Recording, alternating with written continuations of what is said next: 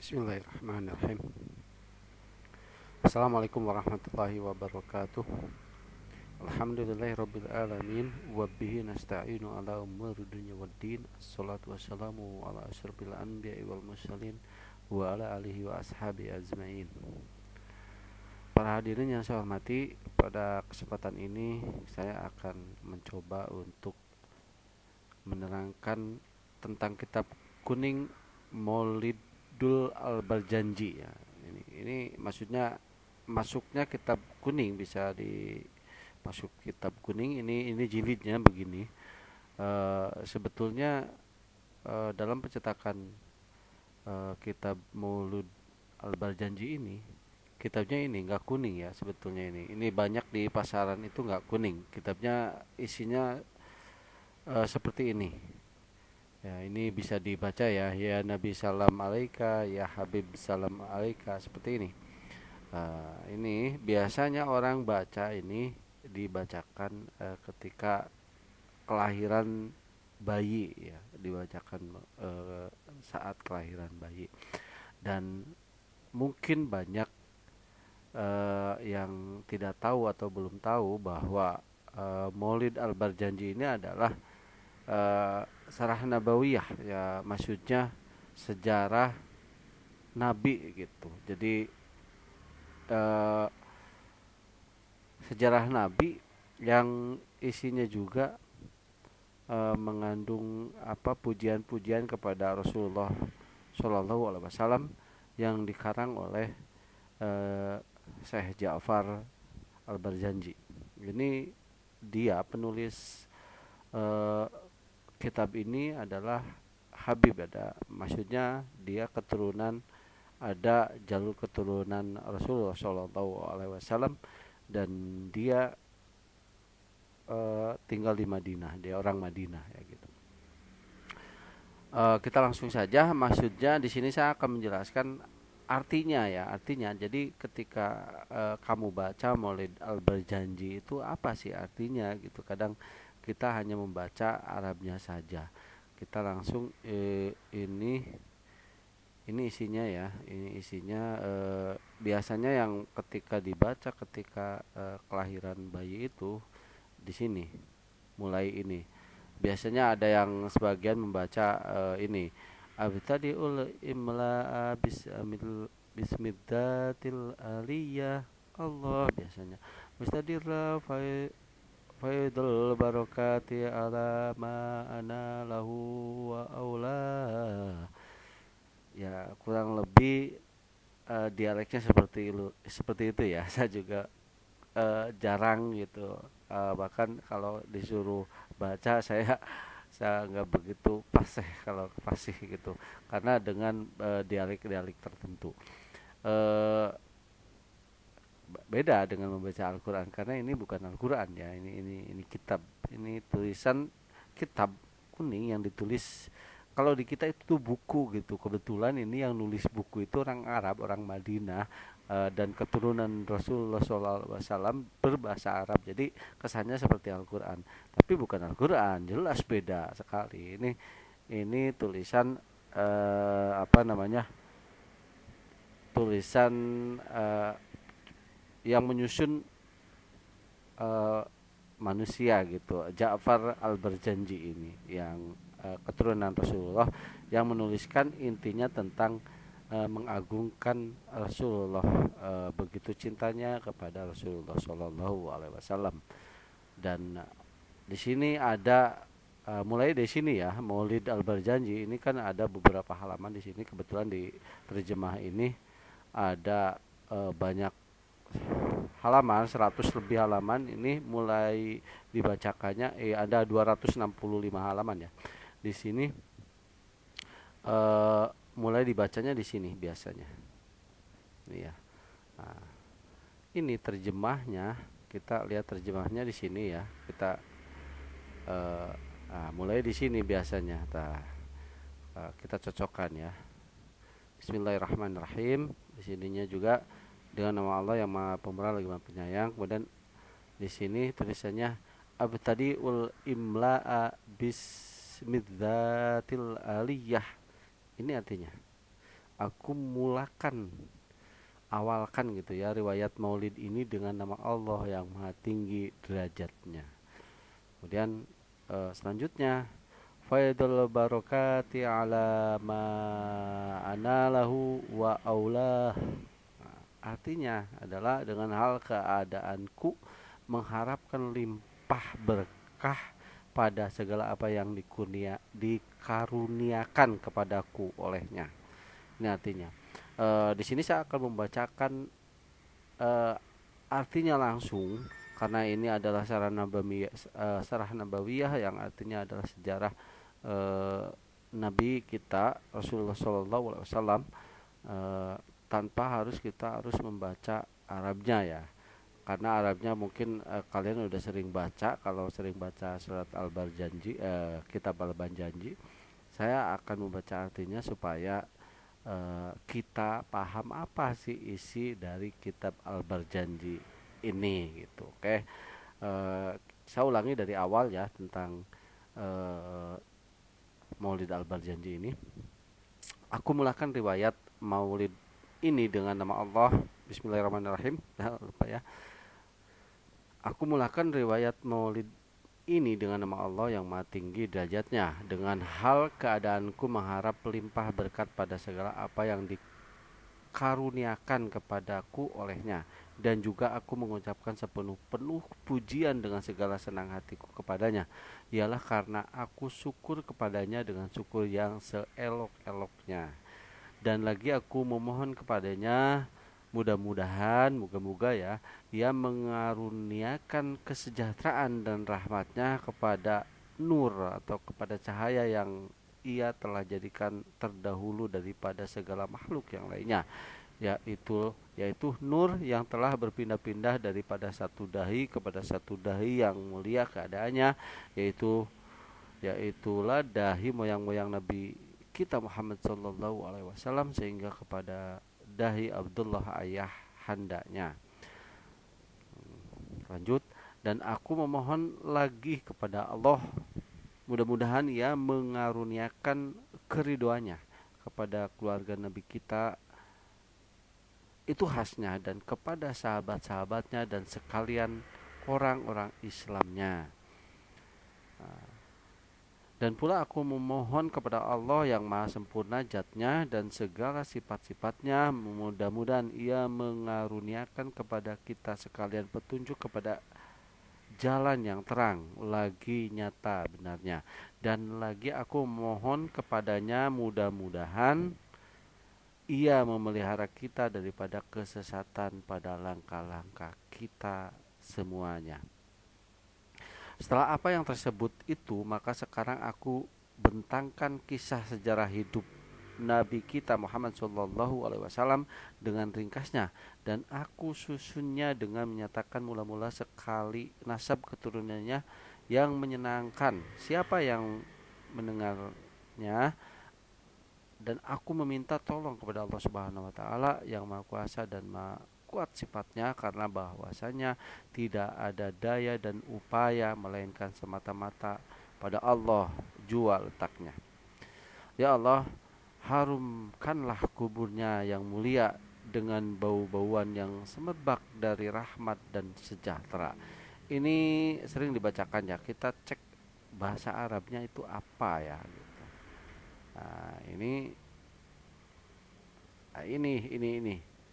bahasa Arabnya ya. Attarallahumma qabrahul karim bi'arafi sadiyya min solati wa taslim. Nah, ini artinya yang ini sering dibaca berulang-ulang. Ya Allah, harumkanlah kuburnya yang mulia dengan bau-bauan yang semerbak dari rahmat dan sejahtera. Ini nanti banyak pengulangan kalimat ini ya. Kita lanjut aja artinya ya, karena ini mulai tentang sarah nabawiyahnya, tentang sejarah Nabi tentang sejarah nabinya. Aku nyatakan bahwa nur yang tersebut tadi itu akhirnya telah menjadilah penghulu kita Sayyidina Muhammad. Semoga Allah karuniakan kesejahteraan kepadanya. Sayyidina Muhammad itu ialah anak Abdullah dan Abdullah itu adalah anak Abdul Muthalib, maka Abdul Muthalib itu juga digelarkan oleh orang sebagai Saibatul Ham namanya. Dan Abdul Muthalib itu anak Hasim yang digelarkan Amr, anak Abdul Manaf yang juga dinamakan Al-Mughirah, anak Kusai dan Kusoy. Kusoy ya, biasanya kebanyakan orang bilang Kusoy, bukan Kus, ini nulisnya Kusai. Ya, nggak tahu walau alam ya, ini yang benar yang mana. Ini mujamma gelarnya. Jadi gelar, setiap gelar-gelar keturunan di atasnya Rasulullah itu ada gelarnya masing-masing itu. Perkataan Kusoi ini asal maknanya ialah kejauhan karena ia tinggal di Mekah pada mula-mulanya, tetapi ketika kecilnya ia telah dibawa pindah oleh ibunya ke negeri Qoda'ah, yaitu yang jauh letaknya. Tetapi akhirnya ia telah dikembalikan oleh Allah ke negeri Mekah yang dimuliakan tanahnya. Lalu ia pun telah menjaga negeri Mekah itu dengan seteguh-teguhnya. Maka Kusai itu ialah anak Kilab yang juga dinamakan Hakim, anak Murrah, anak Ka'ab, anak Lu'ai, anak Galib, anak Fihr yang juga disebutkan Quraisy namanya. Dan nama Quraisy inilah dipakai bagi kaum Quraisy itu yang mengandungi anak cucunya. Tetapi sebelum kaum itu dinamakan Quraisy, maka Kinanilah namanya. Sebagaimana yang telah dikatakan oleh banyak pakar-pakar nasab yang luas pengetahuannya, dan mereka itu telah tetap berkepercayaan dan puas hati bahwa begitulah keadaannya. Dan Fihr atau Quraisy itu pula anak Malik yang ialah pula anak Nadar atau Kinanah, anak Huzaimah, anak Mudrikah, anak Ilyas dan seterusnya. Jadi ini ada keturunan nabinya ya. Dan Ilyas inilah orang yang mula-mula sekali menghadiahkan unta-unta kepada tanah haram Mekah untuk ia membuat kurban anaknya. Dan telah didengar oleh orang dari dalam tulang sulbi Ilyas itu akan suara Nabi kita Muhammad SAW menyebut-nyebut dan memuji Allah Ta'ala dan mengucap talbiyah kepadanya. Ilyas itu pula anak Nizar, anak Ma'ad, anak Adnan, dan begitulah nasab itu susunannya. Maka susunan keturunan atau nasab Rasulullah Shallallahu Alaihi Wasallam ini mengikuti sebagaimana yang dinyatakan oleh hadis Nabi kita Shallallahu Alaihi Wasallam yang benar keadaannya. Dan Adnan itu nasabnya bersambung hingga kepada seorang kekasih Allah, yaitulah Nabi Ibrahim. Mudah-mudahan Allah cucurkan rahmat atasnya.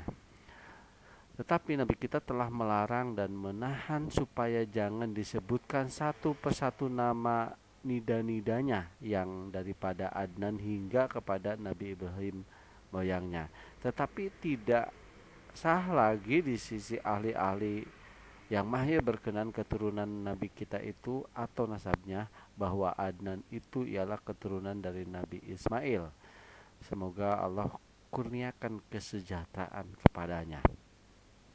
Dan Nabi Ismail itu pula ialah seorang putra Nabi Ibrahim yang terkenal kelebihannya. Maka sungguh cemerlang keturunan itu seolah-olah bagaikan seutas rantai yang ditatah oleh permata-permata yang gemerlapan seperti bintang-bintang indahnya.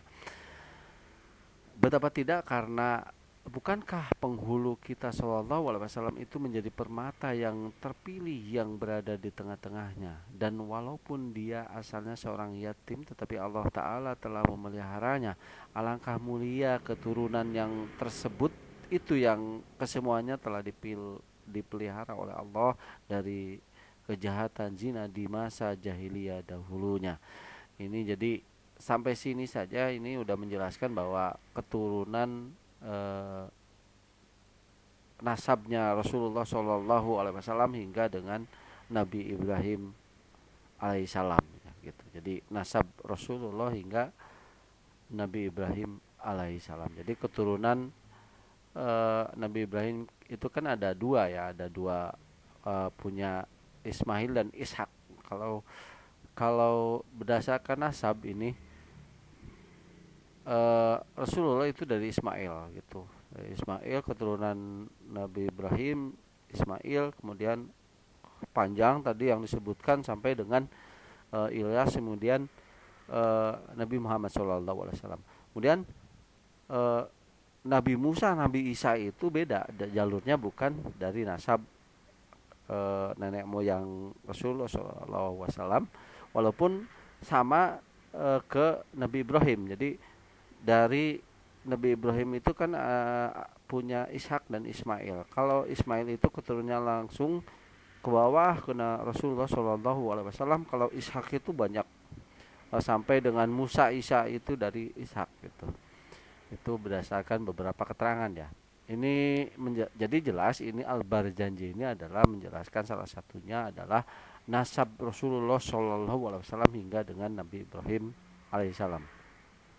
Ini mesti panjang ya. Ini eh, nah ini yang saya sebutkan tadi. Ya Allah, harumkanlah kubunya yang mulia dengan bau-bauan yang semerbak dari rahmat dan sejahtera. Ini eh, sebagai jeda dan sering disebutkan berulang-ulang. Itu mungkin ya salah satunya, sebagian yang dibacakan artinya dari isi Al-Barzanji. Ini masih banyak lagi. Kemudian ada Mahalul Qiyam. Mahalul Qiyam itu biasanya dibacakan ketika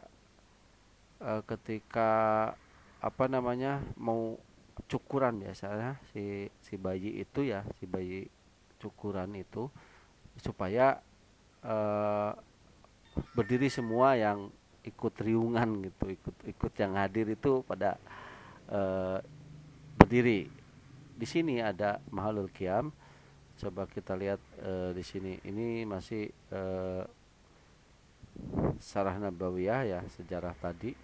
Sini ada Mahalul Qiyam, masih ke bawah karena emang panjang sekali tadi sejarahnya, dan saya juga tidak membacakan semuanya. Nanti kalau umpamanya ingin membaca secara detail, bisa download deskripsinya di bawah ya, ada download eh, kitab terjemahnya atau kitab kuningnya di deskripsi gitu, di bawah ada linknya. Nanti saya kasih kasih linknya di bawah, gratis ya.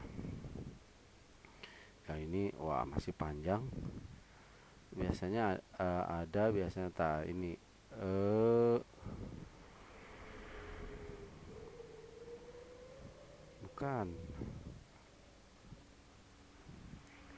eh ya, adalah ada ya, mahalul, oh ini ya, kayaknya ini Mahalul Qiyam.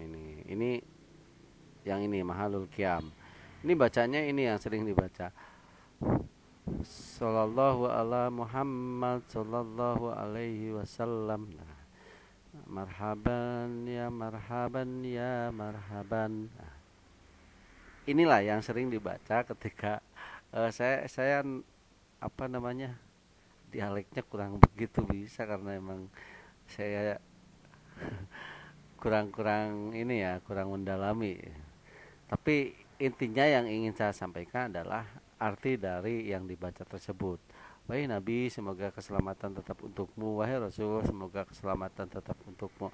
Dan ada beberapa kontroversi ketika ada yang bertanya ya. Ini mungkin kenapa bertanya begini. Kenapa ketika lahiran bayi itu dibacakan Al-Barzanji gitu? Apa hubungannya gitu? Nah, kadang-kadang gitu.